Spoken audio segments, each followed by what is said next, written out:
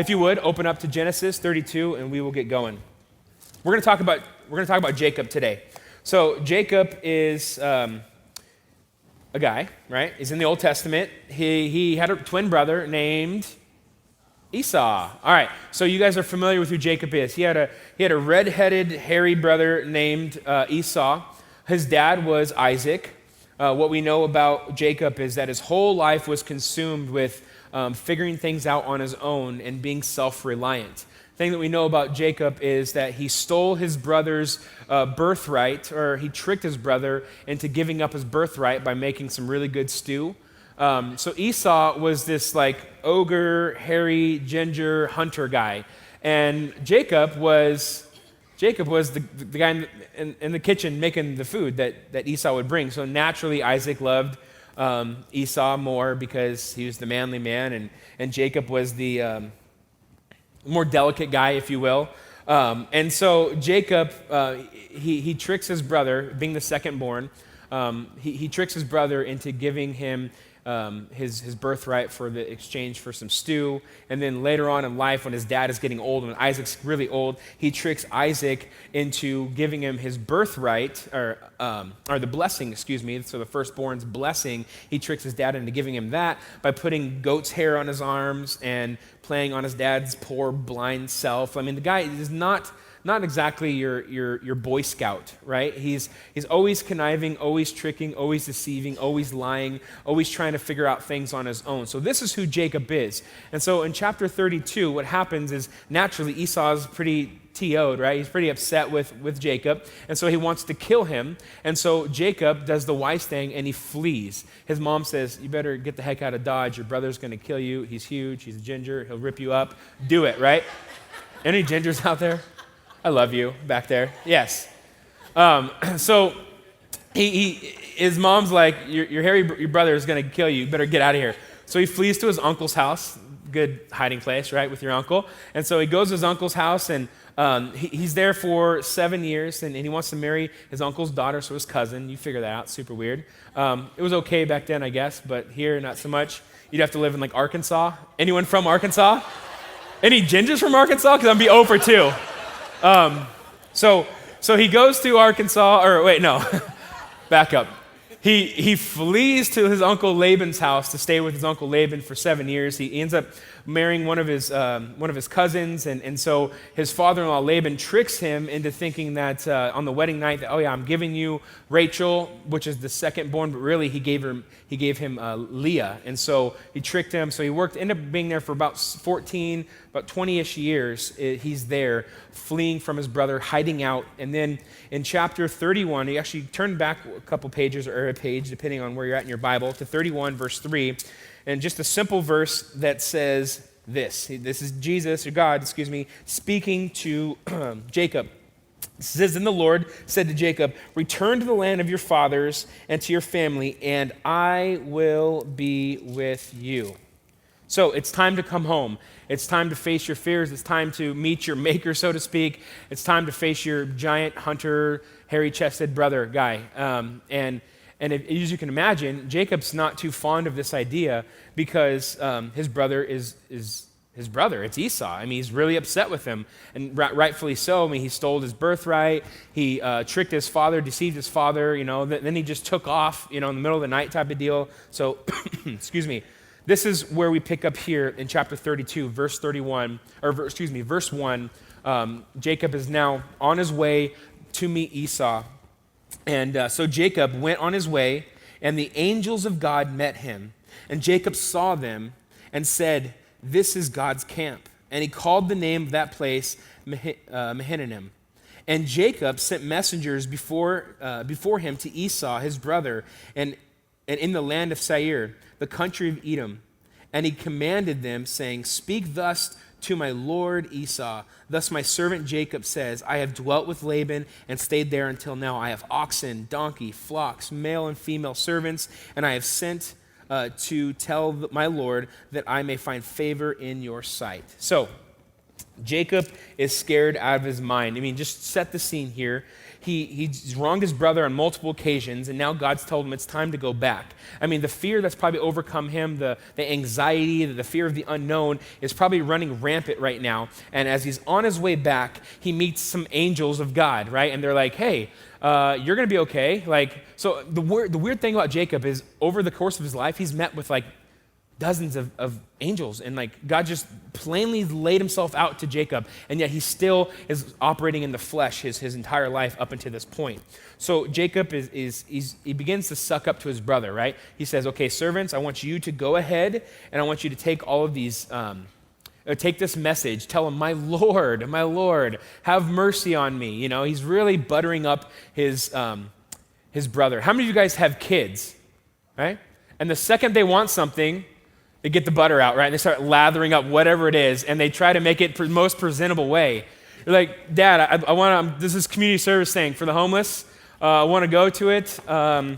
Really, you just want to go to your buddy's house, and there's a homeless guy that lives behind him, right? And so, but they don't package it that way. They package it in a way to where like, oh, sure, you can go. So this is exactly what Jacob's doing. He's trying to butter up his brother, but not once does the scripture say that he's going to offer an apology or to confess his sin or to, just try to make things right the correct way. He doesn't do that. What he does is he goes and tries to butter up and say all these these pretty things to his ears, like tickle his ears. And what we get from Jacob is, once again, he's always scamming, always scheming, always figuring out things on his own, always operating in the flesh. So verse 6 says this, so then the messengers returned to Jacob saying, hey, we came to your brother Esau, and he's also coming to meet you. And he's like, okay, cool, with 400 men. They're like, oh, no, this is exactly what I was fearing.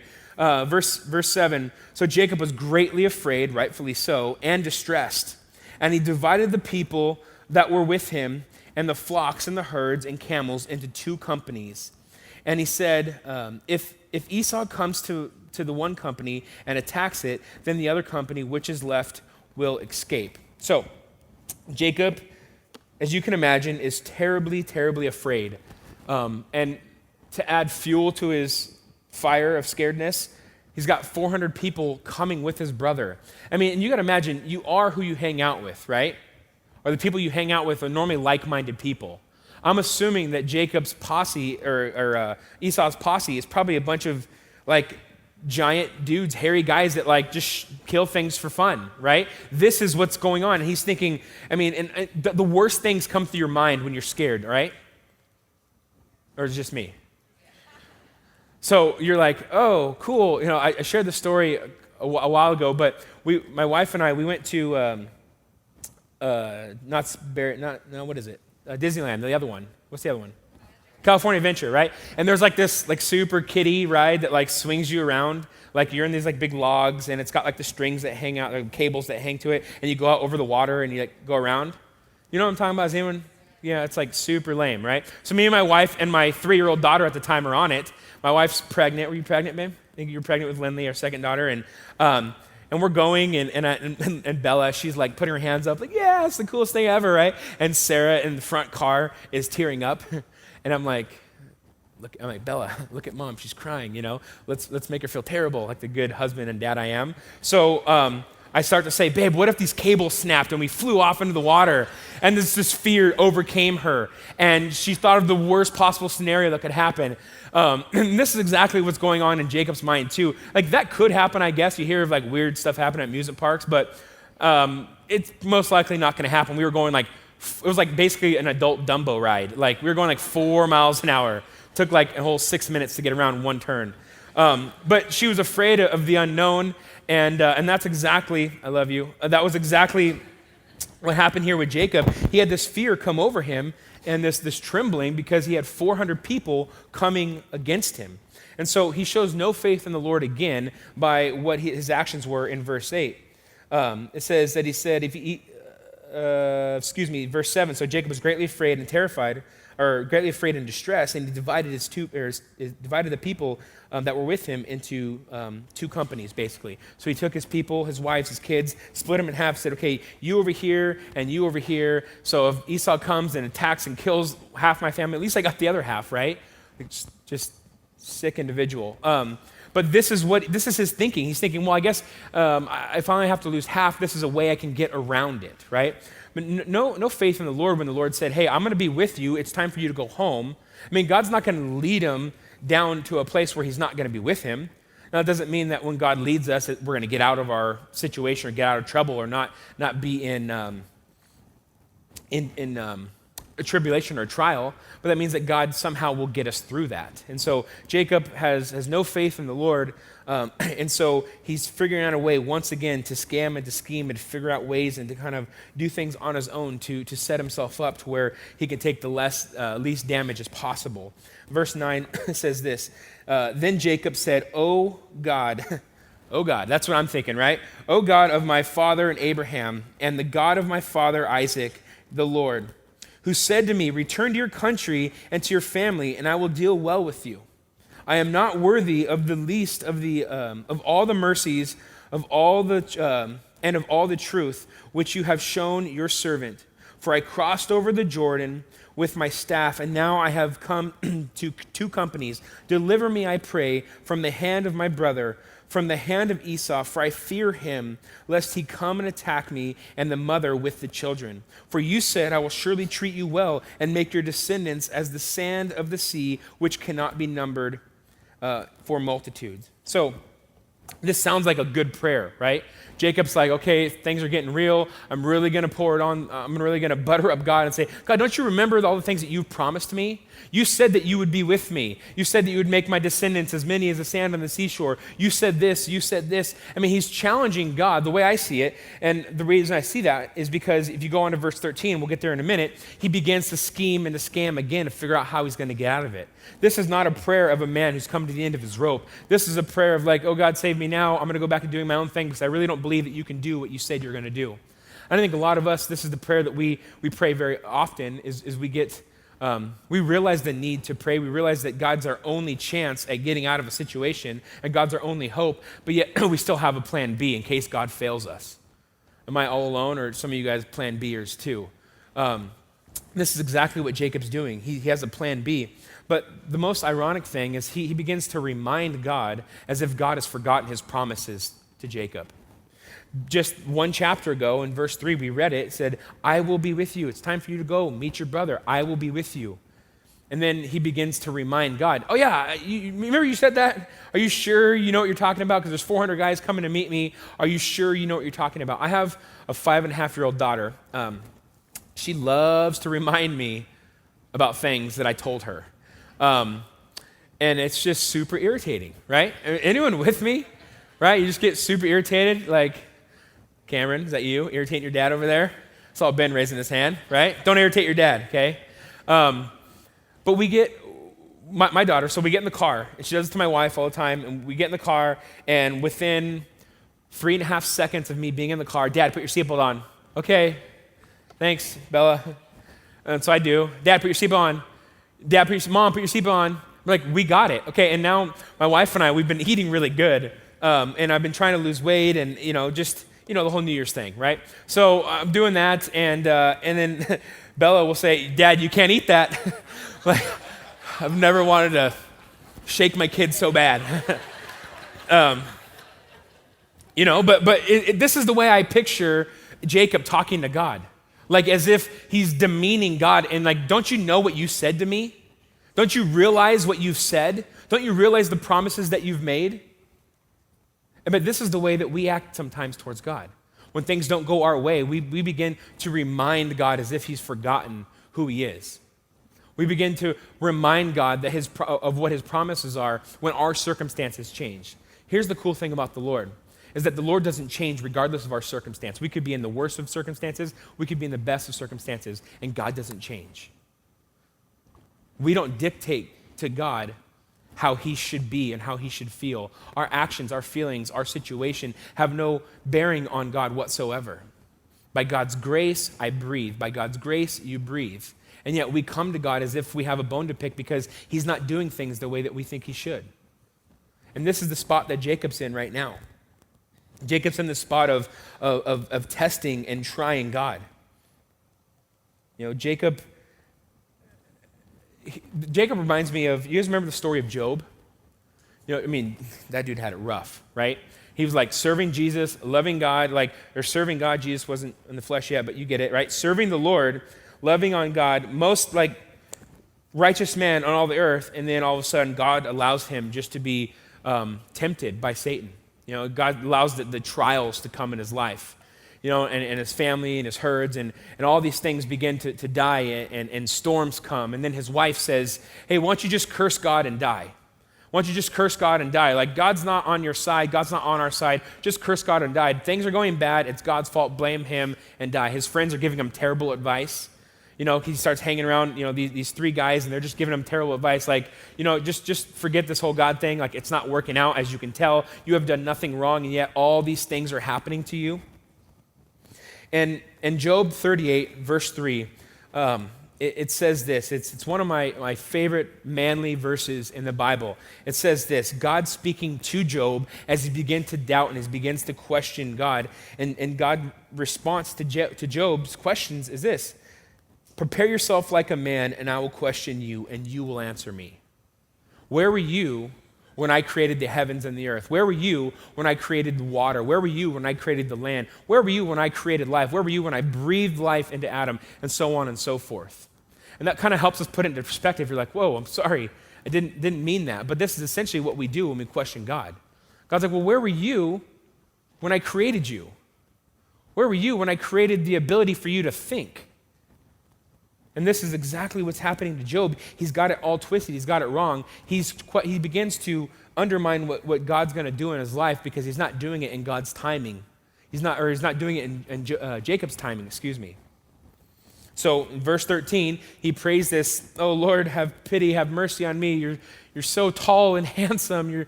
You're so great, oh Lord, oh Master, you're this, you're that, right? And then the very next thing you see in verse 3, so he lodged there that same night, and he took what came to his hand as a present for Esau, his brother: 200 female goats, 20 male goats, 200 ewes, and 20 rams, 30 milk camels and their colts, 40 cows and 10 bulls, 20 female donkeys and 10 foals. Then he delivered them to the hand of his servant, every drove by itself. And he said to his servant, pass over before me and put some distance between successive droves. And he commanded the first one, saying, when Esau, my brother, meets you and asks you, saying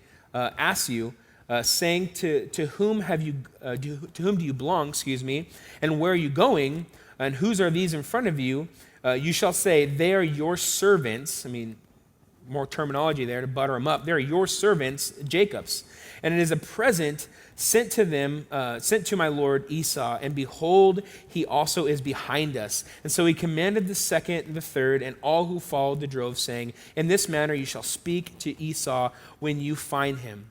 And also say, behold, your servant Jacob is behind us. For he said, I will appease him with the present that goes before me, and afterward I will see him face to face, and perhaps he will accept me. So the present went on over before him, and he himself lodged that night in camp. So first it's, Lord, save me, Lord, help me, Lord, you're the best, you're awesome. The next thing, what do? He gathers up all of his livestock, right? He's 550 animals plus the little baby ones that weren't mentioned, and he sends his servants ahead with this present to offer a peace offering, if you will, to say, I'm so sorry, don't hate me, don't kill me, right? But nowhere in the text does it say that he went himself to offer an apology and to man up and to face his fears and to apologize. It doesn't say that. He says he sent others to do his dirty work. He sent others to try to appease his brother. And so this leads me to believe that his prayer wasn't sincere, because right after his prayer, what does he do? He goes right back into figuring things out on his own. And verse 20 says, I will appease him with this present. I will appease him. I will make sure I will make sure that he's okay with me. No trust in the Lord, no faith in the Lord. Verse 22 says, and he arose that night and took two of his wives, his 2 female servants, and his 11 sons, and crossed over the ford at Jabbok, and took them and sent them over the brook, and sent over what he had. Then Jacob was left alone. So Jacob, being really the coward that he is, he sends his brother or his sons, he sends his wives, his male servants, his female servants, the rest of his livestock, he sends them over the brook, right? But then stays there alone himself. Look at the very first part of 24. It says, then Jacob was left alone. Now, there's some commentators that say, oh, he was really going there to pray. He was really going there to really just pour out his heart from the Lord. But I don't see it that way because he already had that opportunity before. I think literally he was saying, okay, you guys go first. Maybe my brother will come and wipe you out, and then I can take off. I mean, I don't know. I don't know for sure, but that's what it looks like to me in the text. But what we do know from Jacob's life is he did not trust in the Lord fully at this point in his life. He had a faith in God. I mean, he realized who God was. He met with God. He met with his angels. So he knew who God was, but his life didn't reflect him having that true faith as we're called to have. And so Jacob sends his family over the Jordan, and he himself stays behind. And here's the cool thing about our Lord, is that when Jacob stayed behind, that's when God met with him. God met with him when he was alone, when he was silent, when he got away from the hustle and the bustle, when he got just some time to himself. That's when God met. I mean, I don't know about you, but when you're by yourself and there's, like I don't like scary movies at all. I will not watch them. Like I turn the channel when like a scary commercial comes on, like, Sarah, turn it. I close my eyes and do this. But in our fear, the worst thing we can do is be alone in our fear. And God came and comforted him in that fear. But it's not the kind of comfort that you and I are actually going to want because he really wrestles with him and beats him up. So he wrestles with God, but we'll get to that in a minute. But I think that Jacob, it was in his silence that he really had this encounter with the Lord. How many of us get too busy at times to read our Bible or to do Bible studies with our kids or to pray with our wives or whatever it is? I mean, I'll be the first one to admit that, sometimes I just don't do it, like I ought to. And we blame it on being busy or working late or, whatever it is. And for most of us, we work long hours. I understand that. I'm not saying, that you quit your job and do Bible study. I'm not saying that. What I'm saying is we need to make time for the Lord. And Jacob, always figuring out things on his own, he never left time for God to intervene, for God to move. Sometimes we beg the Lord, would you please do something in our lives? And then we give him like 3.5 seconds to answer. If he doesn't, okay, all right, that's confirmation. I need to do this on my own. Thanks, God. And this is the way we are at times. We desperately want to hear from the Lord, but we don't give it enough time. There was a 400-year silence between Malachi and Matthew. I mean, sometimes God is silent at times because he wants us to wrestle through that. He wants us to pray through that. And we're quick to make decisions and come to resolutions on our own. And verse 24, the second part of verse 24, and this is where Jacob gets real with the Lord. It says this, and a man wrestled with him until the breaking of day. So we know that this man is a Christophany of Jesus because, look, jump down to verse 30 real quick. It says, so Jacob called the name of the place Peniel, for I've seen God face to face, and my life is preserved. So Jacob said, look, I've seen God face to face. I've wrestled with God face to face, and my life is preserved. Okay? I mean, Moses, you look at the... we have the privilege and honor to be able to come before the Lord because the veil had been torn between the Holy of Holies and us when Jesus died on the cross. Pre-Jesus dying, that wasn't the case. It was the priest, one day a year, could come in the presence of the Lord and atone for the sins of Israel. And so for him to literally have this encounter with Jesus was unbelievable and remarkable. But notice what it says, that the man wrestled with Jacob. It wasn't Jacob doing the wrestling, but it was man wrestling with Jacob. And I think that this is, Jacob needed this encounter desperately to change the course of his life. Because he was a man operating in his own strength, yet a believer, yet operating in his own strength. I think many of us can relate to that. And so Jacob desperately needed this encounter. And so the man wrestled with Jacob. Now wrestling is a fighting term, and it means a coercive attempt to force one's will upon another. This is what God did. He forced his will upon Jacob. It doesn't say that Jacob wrestled back. It doesn't say that. It said the man wrestled with Jacob until morning, meaning God was putting the whooping on Jacob all night, imposing his will upon him. And we like to think like, it says that later on that Jacob begins to prevail, but it's not winning in the sense of winning a wrestling match or winning a fight. But we'll get to that in a minute. But one thing I like to share with the students, the high school students, is that it's okay to wrestle with God. It's okay not to challenge God, but it's okay to not understand what God's word says. It's not okay to stay there, but it's okay not to understand. But we have to fight through that. We have to wrestle through that. Paul said in Philippians that we need to work out our own salvation with fear and trembling. Not that we need to work towards our salvation or work for salvation, but once salvation is had through accepting the free gift that God's given us, now it's time to put in the work to be a Christian. I don't know about you, but being a believer, being a Christian in this day and age it's impossible to do without God. It's impossible. You cannot live a spirit-filled life apart from the Spirit.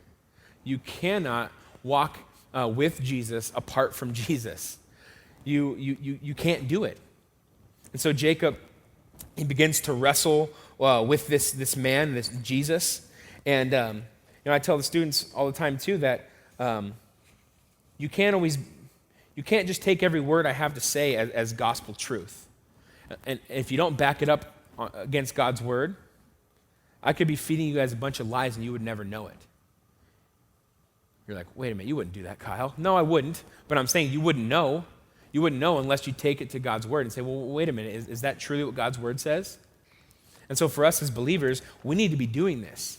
It's day in and day out. We need to be taking things to God's word and say, okay, well, what should I do in my career? Well, the answer is in God's word. Not that, hey, you should take this job here, but what is God's will? That you would know him and you would make him known.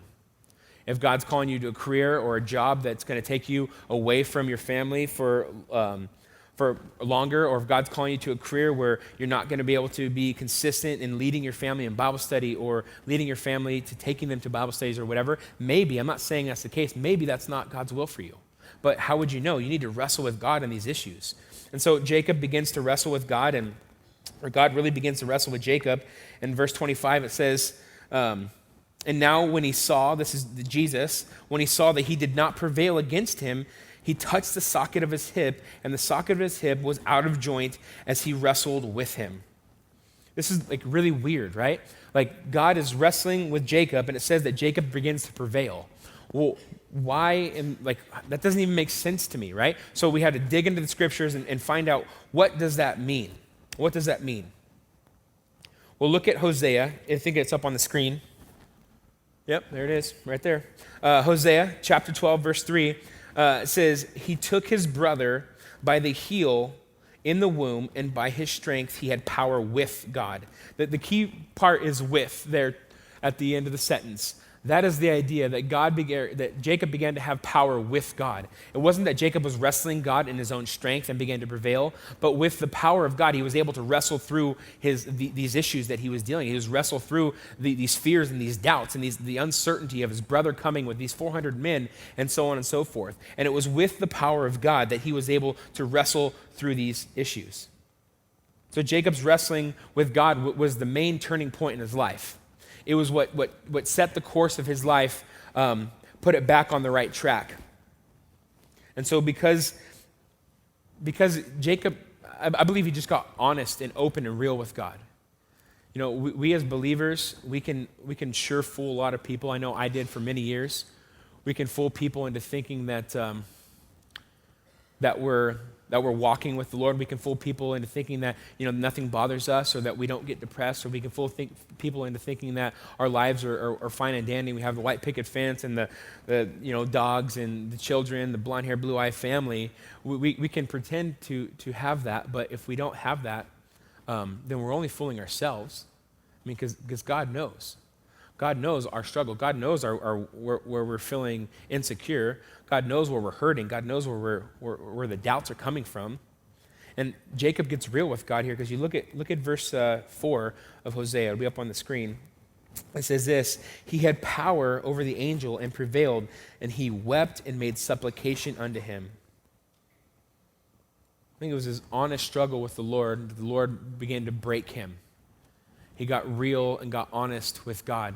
And it says that he wept and made supplication.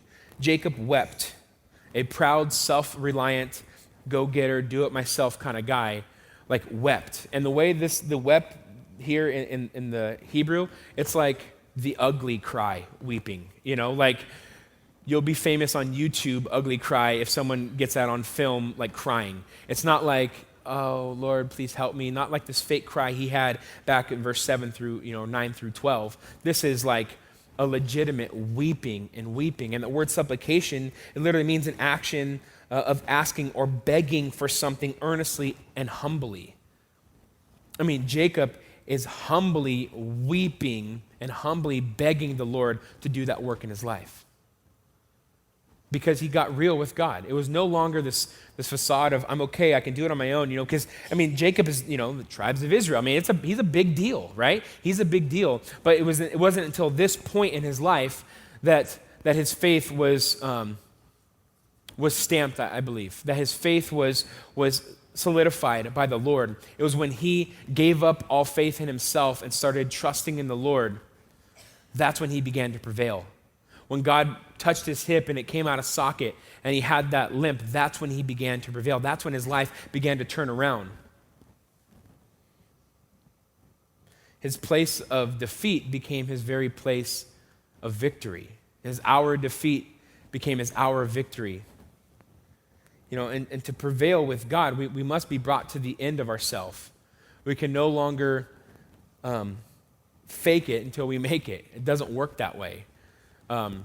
So my wife and I, we've been coming here to the church since September of 2007 as we joined a growth group. There was just one growth group at Pastor Darius's house, and then it was a Thursday night. Church was on Thursday nights at another location in Temecula. And so we started church then, but how we got there was I grew up in the church from about 5th grade. I was lived with my grandparents for a while, and they took us to we were in Sunshine Preschool. I went to Sunday school, things like that. Well, when we started growing up to the church, I got real involved in junior high. Went to the camps, and really, I believe my relationship with the Lord was super solid in junior high.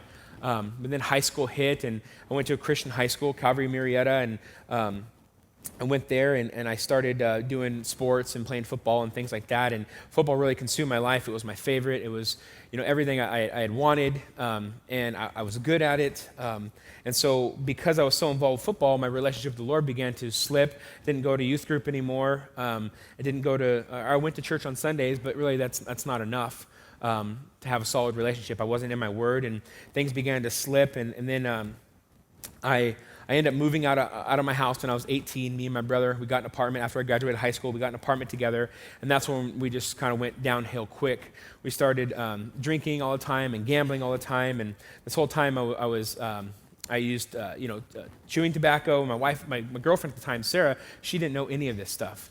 She didn't know I was drinking every single night. She didn't know I was chewing tobacco for like 4 years. She didn't know any of that stuff. And I had this facade of everything was good on the outside, because she would come home. She was away at college. She would come home on the weekends, and we'd go to our church together. And we knew everyone. We'd be shaking babies and kissing hands, and everything looked great on the outside. Strike that, reverse it. We did all of these things, and I got thrown in jail. No. Shake too many babies. I don't shake any babies, for the record. I have a 9-month-old little boy. He's the cutest. But we, so I go to the church. I go to church on the weekends, and one day I was driving home from a Charger game on a Sunday. It was September 11th, 2007. I was driving home from a Charger game from San Diego, and I drove home drunk. My wife and I had an apartment together, and I went to bed, and she had found that I was chewing, and she woke me up in the middle of the night. I think it was like midnight, or I don't know when it was. It was all blur, and she called me on it, and I just felt like my hip went out of socket there. That sinking feeling And I just broke down. I just started crying. It was like that breaking point for me where God had touched my hip, and my wife had really, I think, put God's hand on my hip. But it was that breaking point in my life, in that crushing work that God was doing in my life. And I could no longer fake it. I had to get real with her, and I had to get real with God, and I had to tell them, as if God didn't know, but I told God everything, and I told my wife everything. And it was from that day, September 11, 2007, that I've been serving and walking with Jesus by his grace, not without mistakes, not without sin, not without blowing it. Ask my wife. She could give you a laundry list of things I'm really bad at, and obviously, hopefully, things I'm good at, right, babe? That's right. But it was in that place where I had to get real with God, and I had to get real with my wife, that the Lord began to change me. And he began to do this work in my life, and it wasn't fun. I had to admit that I was a liar. I had to admit that I was, just all of these things. And, it's never fun to do that. But if I hadn't have done that, then I don't believe that my life would have truly changed, because I think we have to get real with God, and we have to get real with our spouses or with our families, about our struggles and without our issues, And in verse 26, something radical changes that leads me to believe that Jacob's life has been radically changed. Verse 26, he says, "Let me go." This is Jesus speaking, the Christophany, the Lord speaking. "Let me go, for the day breaks." But he said, "I will not let you go unless you bless me." So he said to him, "What is your name?" And then Jacob answered, "Jacob." This doesn't sound like a man who is defeating Jesus to beg for a blessing, to demand a blessing. That sounds like someone who has been broken. That sounds like a man who is desperately clinging on to Jesus. Because you remember Hosea chapter 12, verse 4, it says that he wept and that he made supplication unto him. I mean, he's literally weeping and begging the Lord to be with him, begging the Lord for his blessing. This is when he began to prevail and his life began to change, when he could do nothing but hold on to Jesus. When that was his only line of defense, was to hold on to Jesus himself, that's when he began to prevail. When he realized that his strength wasn't enough and his conniving wasn't enough, and that all he could do was to weep at Jesus' feet and hold on to him desperately, when he came to that realization, that's when he began to prevail. Jacob was being transformed into the man he never was but always needed to be. And there's some of us here in this room today that need to do that. Some of us men specifically that need to weep at the feet of Jesus and desperately cling to him, realizing that us as men are not strong enough. We are not wise enough. We cannot do it alone. Verse 26, he says, "I will not let you go." Can we honestly say this to Jesus, that you're not going to let go of Jesus? Can you get real with Jesus this morning and say, "Lord, I will not let go of you until you change my life"? Jacob has been reduced to a place where he's never been before. His name means trickster, deceiver, heel catcher. That's what his name means. And he's literally begging Jesus to not let go of him. Jacob can't fight anymore. Verse 28. And he said, "Your name shall no longer be Jacob, but Israel, for you have struggled with God and with men and have prevailed." So Jacob becomes Israel. I just said Jacob's name was trickster, it was heel catcher, it was deceiver. This is the name, or this is the meaning behind his name. And rightfully so. You remember he tricked his brother, he tricked his dad, and he's always trying to figure things out. A story about when he was at his uncle Laban's, he was breeding he was like the shepherd of Laban's flock, and so he figured out a way to breed the sheep where they'd come out with spots, and he's like, "Okay, Laban, we'll make you a deal. I'll take all the animals that have spots." Deal? Okay, cool. And then he started breeding all these animals and gave them spots. So he's always been doing these things, being a conniver, being a trickster, being, figuring things out on his own. And then God says, I'm going to change your name. It's no longer going to be that. It's going to be Israel, which means governed by God. God rules, God reigns. Talk about a transformation. Talk about a transformed life. No longer is it I'm in control, self-reliant, self-righteous man, but now God's in control. I can do nothing but to cling on to Jesus and go for a ride of my life. In order for true change to be had, though, Jacob had to tell Jesus what his name was. Look at verse 26 or 27. So he told him, "What is your name?" And Jacob had the answer. He said, "Jacob." I mean, I believe that Jacob had to admit who he was to Jesus before Jesus would change him, before he would change his name. And just like us, we need to confess our sins before God, and he is faithful and just to forgive us for all sins and cleanse us. But we need to admit who we are. In order to put to death that old man, we need to admit who the old man was and confess it before the Lord. And so Jacob here confesses who he used to be, and God gives him this new name. He gives him this fresh start. But you got to remember, Jacob was a believer. It wasn't as if he was some carnal person. He was a believer, yet his life needed to be transformed. So for us out there that love and know Jesus, our lives still need to be transformed. Our name still needs to be changed. Our hip still needs to be touched. We need to allow the Lord to do that crushing, that breaking work in our life.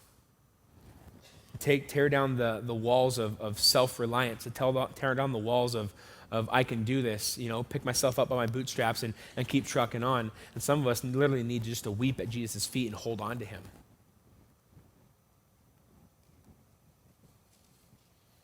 But God wants to give us a fresh start and give us a new life. Isaiah chapter 43, it'll be up on the screen.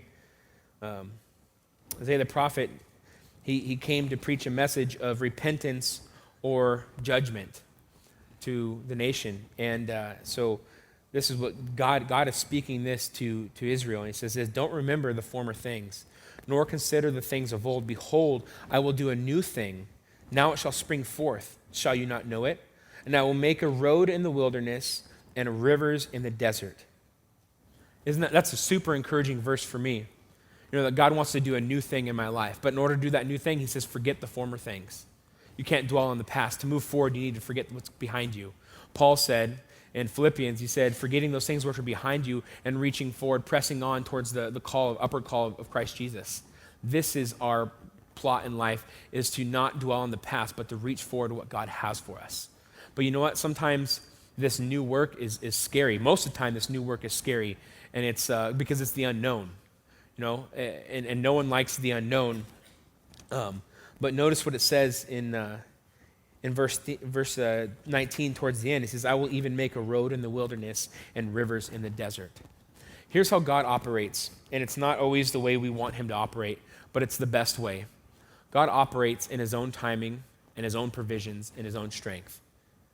That doesn't mean we get to dictate to God what our rivers look like and what our roads look like. That means that we will be brought to a new place where we will have a new name, we will have a new limp, and yet God will make provisions in the unknown. In the desert will be a source of life and water. And in the wilderness, where there is no roads, God will make a path. You think of Shadrach, Meshach, and Abednego. Remember how when we talked about it, Pastor Ted preached on it through Daniel, when they wouldn't bow down to the king Nebuchadnezzar, and they threw him into the fire pit, and then there was a fourth person in there, and that person being Jesus.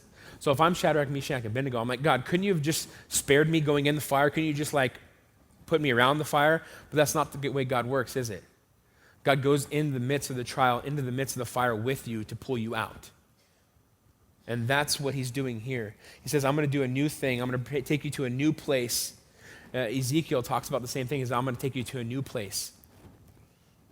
And it's going to be scary, but it's in that reckless abandonment, it's in the way that we recklessly abandon ourselves and focus and hold on to Jesus, and that's when we begin to get victory in Christ. Turn to Luke chapter 20.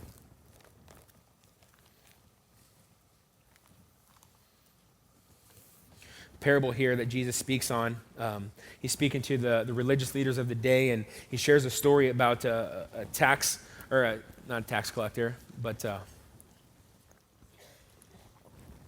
vineyard owner who leases his land out to some people, and It was harvest time, and so the vineyard owner sends his servants to collect the money that was due, or the fruit that was due. And what they do, the people that were renting the vineyard, they end up beating the servants and throwing them out. So then the vineyard owner sends more servants to pick up, to collect what's rightfully due, and they beat them and they send them out. And then the vineyard owner says, surely they'll respect my son. I'll send my son. And so they send his son in there, and they beat him, they dragged him out of the vineyard, and they killed him there. And so this is a picture of God in the Old Testament, how God would send his prophets over and over and over and over, and yet the people would reject them, people would reject them, people would reject them. Then he finally sent his son. Surely they'll accept my son. Surely they'll believe in my son. And what they do? What did the Romans do to Jesus? What did we do to Jesus? We dragged him out of the city, we beat him, and we killed him there. And so as Jesus is giving this parable, the part I really want to focus on is verse 17 and 18, and it's how we respond to that broken work, that grinding work that God wants to do in our life.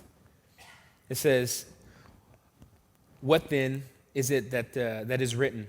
The stone which the builders rejected has become the chief cornerstone." This is Jesus.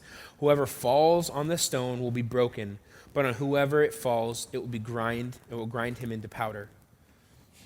And this is the choice that's in front of each and every one of us. Either we can allow that breaking, that grinding work that God wants to do in our lives, and we can fall on Jesus in humility and brokenness, or Jesus can fall on us with his judgment. There's only two choices for every person. It's either we can fall on Jesus and be broken of ourselves, be broken of our sin, be broken in humility, or we can have the rock of judgment, Jesus fall on us in judgment.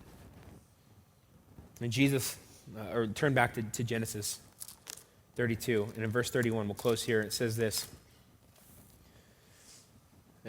"Just as he crossed over Peniel, the sun rose on him, and he limped on his hip." So Jesus left his mark on Jacob in two ways. One, he broke his hip, he crushed his hip, he walked with a limp. And the other is he changed his name. Can you say today that your name needs to be changed from old man to new man? And can you honestly and be real with God and honestly say that your every step is marked by Jesus?